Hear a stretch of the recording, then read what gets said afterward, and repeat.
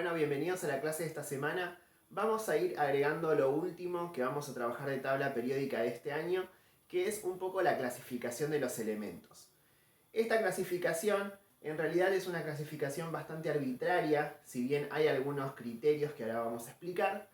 Es una clasificación que, digamos, no es del todo correcta, ya que no se ajusta a las características reales de todos los elementos de la tabla periódica, pero es la única clasificación que existe y que es la más acertada, ¿sí? Dentro de todas las posibles que hay, es justamente la que tiene menos errores y por eso es la que se adopta para el diseño de la tabla periódica.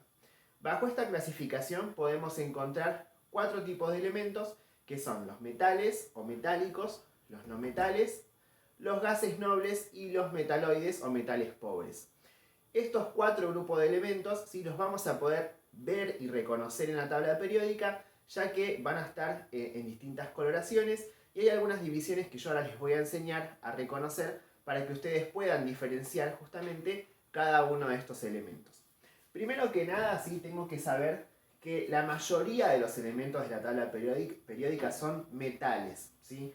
Estos metales se encuentran del lado izquierdo de la tabla periódica, si yo acá los representé con un color celeste, y se van a extender por casi toda la tabla, ¿sí? Hacia la derecha, y ustedes van a encontrar en sus tablas periódicas, ¿sí? En las que justamente compramos en las librerías y en los kioscos, una línea generalmente de color rojo que divide justamente a esos metales del resto de los elementos de la tabla periódica. Estos metales, ¿sí? Tienen algunas características principales que son por ahí las que más nos interesa conocer. Hay muchas propiedades de estos elementos, pero las más importantes son que son sólidos a temperatura ambiente, ¿sí? Es decir, que a la temperatura en que se encuentra justamente el medio en donde se encuentran, suelen ser sólidos, ¿sí? Sus átomos están generalmente juntos, ¿sí? Y vibran en el lugar y tienen forma propia, como sabemos que todos los sólidos se comportan de esa manera. Estos elementos que son sólidos, nosotros nos vamos a poder dar cuenta de esto debido a que el color de su símbolo, es decir, las letras que lo representan, tienen una coloración negra. Y eso quiere decir justamente que son sólidos a temperatura ambiente. La segunda característica más importante es que son buenos conductores de la electricidad. Estos elementos lo que tienen de característico es que sus electrones, los electrones que forman a los mismos, están débilmente unidos a los núcleos. Entonces estos electrones pueden ir viajando de un átomo a otro, que es justamente lo que denominamos como corriente eléctrica. Todos los metales son buenos conductores de la electricidad. Hay algunos que son mejores que otros, como por ejemplo el oro y la plata, que son los mejores conductores. Hay otros que también son buenos, como por ejemplo el cobre, y como es justamente más barato, es el que nosotros utilizamos para fabricar los cables y poder conectar todos los artefactos eléctricos que tenemos, por ejemplo, en casa. Una segunda característica, tercera, perdón, que también es muy importante, es que son buenos conductores del calor, ¿sí? Todos los metales tienden a conducir de forma eficiente el calor. Esto es bueno, por ejemplo, para el diseño de algunas estructuras, como por ejemplo un horno. ¿Sí? En un horno voy a tener que tener justamente el uso de estos metales para que el calor pueda circular uniformemente, por ejemplo, en todo su interior. Es decir, si yo en un horno tengo diferentes placas, me va a convenir que esas placas sean de metales buenos conductores del calor para que el calor pueda circular uniformemente a través de todas ellas. Bien, en cuanto a otras características, sí podemos decir que, por ejemplo, los metales suelen tener brillo metálico, como por ejemplo la plata, el oro, el aluminio, ¿sí? Hay otros que suelen tener coloraciones más blancos, ¿sí? Tirando a blanquecinas, pero en general son elementos que están en esa gama de tonos, ¿sí? Esa es la información por ahí más redundante de estos elementos. Y también lo más importante es que cuando estos elementos se unan a otros para formar moléculas, suelen perder electrones. Pero este tema no vamos a profundizarlo, ya que es un tema de tercero que nos va a servir para las uniones químicas. Pero bueno, es una característica también importante de estos elementos. Entonces, resumiendo, los metales son sólidos a temperatura ambiente, son buenos conductores del calor y buenos conductores de la electricidad, que serían las tres características que más nos interesan justamente por ahora, ¿sí? Después vamos a tener a los no metales, que obviamente si yo estoy hablando de metales y de no metales, los metales suelen tener las características contrarias a los metales. Si bien eso no alcanza para representarlos, ¿sí? Es una información importante. Los no metales se encuentran hacia el final de la tabla periódica. Generalmente sus casilleros son de color rosa, ¿sí? En la mayoría de las tablas puede ser que esto no sea así. Y entre algunos de estos no metales encontramos, por ejemplo, al carbono, al oxígeno y al nitrógeno, que son justamente los más importantes, ya que forman parte de la mayoría de las estructuras orgánicas de nuestras células, de las células vegetales y de las células del resto de los animales. Estos elementos a temperatura ambiente suelen ser o líquidos o gaseosos, ¿sí? No hay no metales sólidos. Esto quiere decir que, como dije antes, a temperatura ambiente estos elementos van a estar en estado líquido o en estado gaseoso.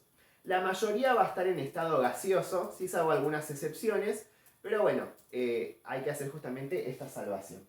Estos elementos, a diferencia de los metales, son justamente malos conductores de la electricidad y malos conductores del calor, o sea que son justamente aislantes.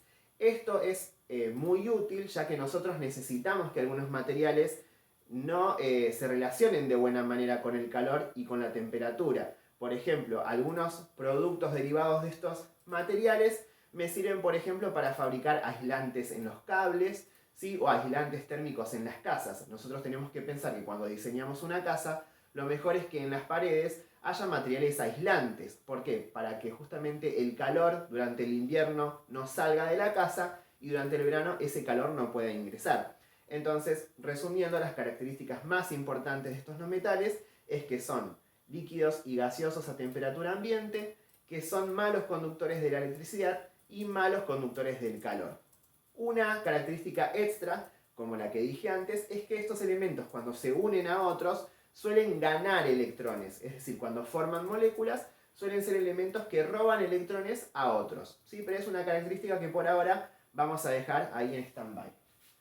Hay una tercera clasificación, ¿sí? Que son los elementos que se encuentran cercanos a esta escalera que comenté antes, que son justamente los metaloides o los metales pobres. ¿Qué pasa con estos elementos? Ustedes piensen lo siguiente. Del lado más izquierdo de la tabla encuentro los metales que son más metálicos, ¿sí? Es decir, los que tienen las características de metal más marcadas, como por ejemplo el sodio, el potasio. Y a medida que yo me voy alejando de estos elementos, ese carácter metálico se va perdiendo de a poco hasta llegar a obtener los no metales. ¿Qué pasa? Los elementos que están en el medio, en esa zona de transición, se llaman metaloides o metales pobres porque tienen algunas características de los no metales y algunas características de los metales. Es decir, son buenos conductores de la electricidad y no, son aislantes tampoco. Entonces, podemos decir que son elementos que, si bien conducen la electricidad, no lo hacen de una forma eficiente como los metales. Y tampoco son buenos aislantes, ya que un poco de electricidad dejan pasar. Lo mismo pasa con el calor. Entonces, estos materiales se suelen utilizar en algunas aplicaciones en donde yo tengo que, por ejemplo, disminuir el paso de la corriente en algún circuito.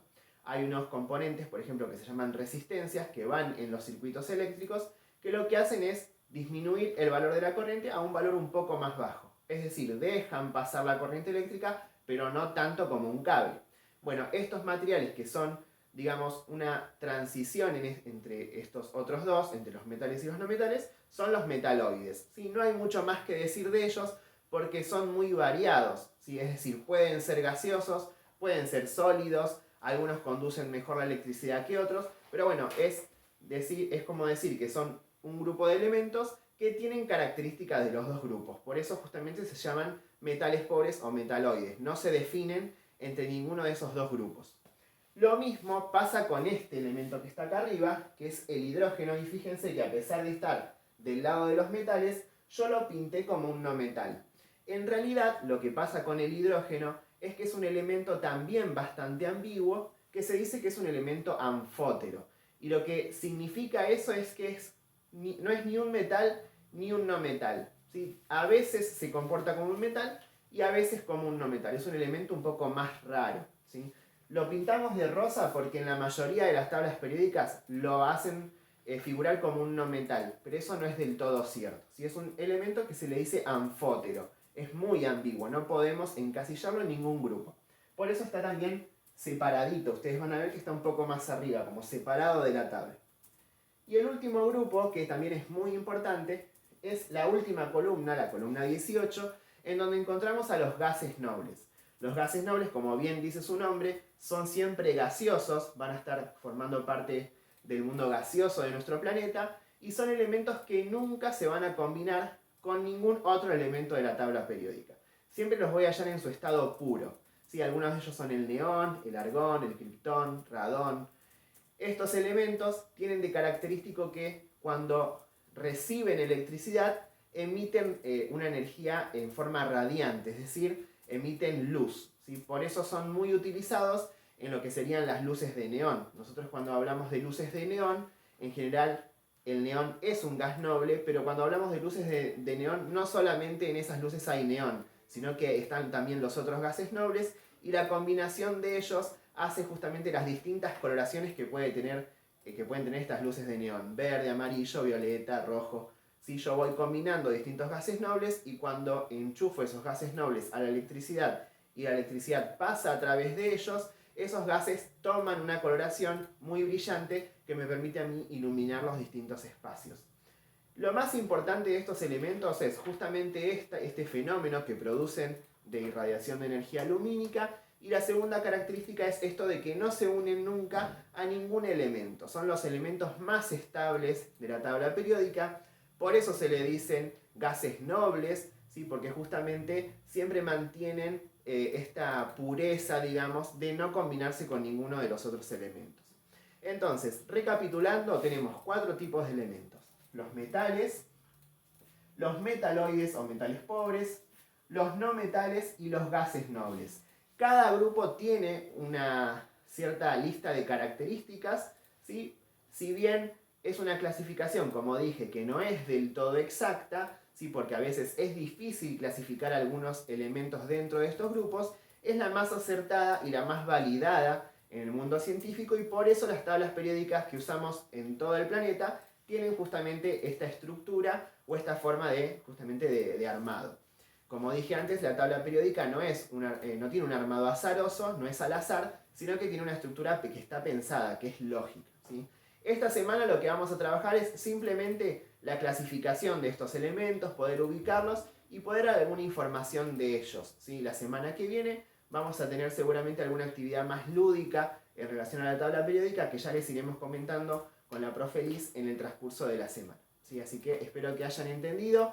Les repito que cualquier consulta que tengan, traten de hacerla por Instagram, que es Profe Chersi, o por mensaje privado en Facebook, ya que por mail, al haber tantas entregas de trabajo de todos los cursos donde yo doy clases, que a veces por ahí la pregunta queda colgada, ya que me cuesta más avanzar en lo que es justamente contestar todos los mails. Así que bueno, nada, cualquier consulta que tengan, saben que de acá toda la paciencia, así que si no entienden algo, por favor avísennos a mí, a la profesora Liz. Así que nada, les mando un saludo y espero que sigan bien.